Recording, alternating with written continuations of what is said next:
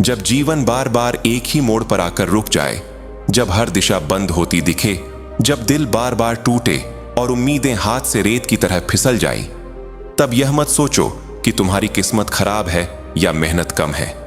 कभी कभी यह थमना, यह टूटना, यह बिखरना ईश्वर के सबसे गहरे संकेत होते हैं, विशेष रूप से तब जब आपका हृदय हनुमान जी के नाम से धड़कता हो, जब आपकी आत्मा उनसे जुड़ी हो, जब आपका विश्वास आपकी सांसों में घुला हो।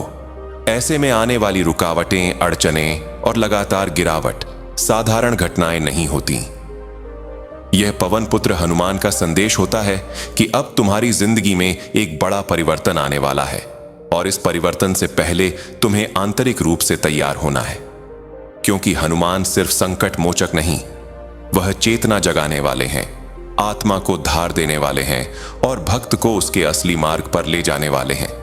बहुत बार जीवन में ऐसा होता है कि हम एक काम शुरू करते हैं उत्साह से, उम्मीद से, पूरे विश्वास से, लेकिन बीच में कुछ ऐसा होता है कि सब कुछ रुक जाता है।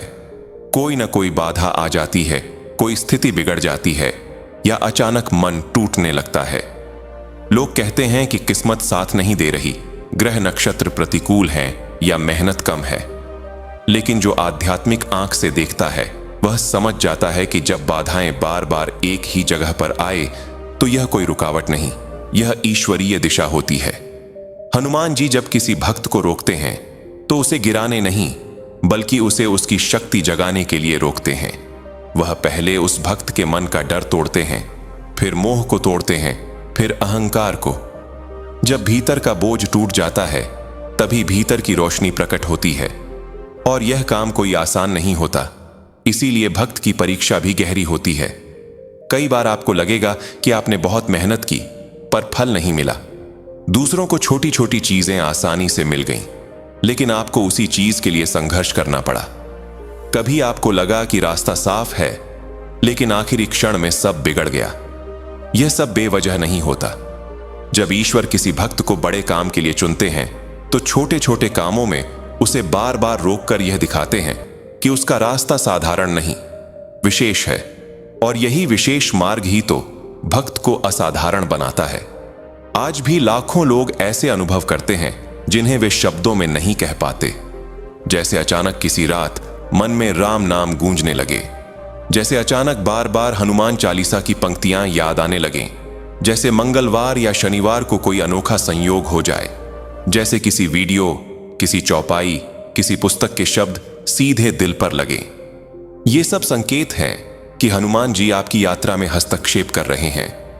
यह उसी समय होता है जब आत्मा प्रार्थना कर रही होती है और भगवान उत्तर देने की तैयारी में होते हैं। कहते हैं ना, जहां विश्वास बड़ा हो वहां चमत्कार देर से आता है, पर आता जरूर है। कई भक्तों की कहानियां यही साबित करती हैं। एक वृद्ध महिला की कहानी आज भी लोगों के दिलों में जिंदा है, जिसका बेटा वर्षों तक लापता रहा। पुलिस से लेकर पंडित तक सब कोशिश कर चुके थे, लेकिन कोई सफलता नहीं मिली। पर वह महिला हर मंगलवार एक प्राचीन हनुमान मंदिर में जाकर बस इतना कहती, बाबा आप सब जानते हैं, 7 साल तक कोई नतीजा नहीं मिला, लेकिन 8वें वर्ष एक अज्ञात साधु आया, एक पता दिया और उसी पते पर उसका बेटा जीवित मिल गया। कौन था वह साधु? लोग आज भी कहते हैं वह स्वयं हनुमान जी थे। यह घटना यह बताती है कि जब भक्त टूटने ही वाला होता है उसी समय ईश्वर मार्ग दिखाते हैं। अब प्रश्न है, ऐसी स्थिति में क्या करना चाहिए? सबसे पहले मन को स्थिर करना चाहिए। हनुमान चालीसा का पाठ सिर्फ पढ़ना नहीं, उसकी हर पंक्ति को महसूस करना चाहिए। जब तक शब्द दिल में नहीं उतरते तब तक परिवर्तन नहीं होता। दूसरा, रोज 108 बार श्री राम लिखना। यह मन की ऊर्जा को एक बिंदु पर केंद्रित करता है और विचारों को शुद्ध करता है।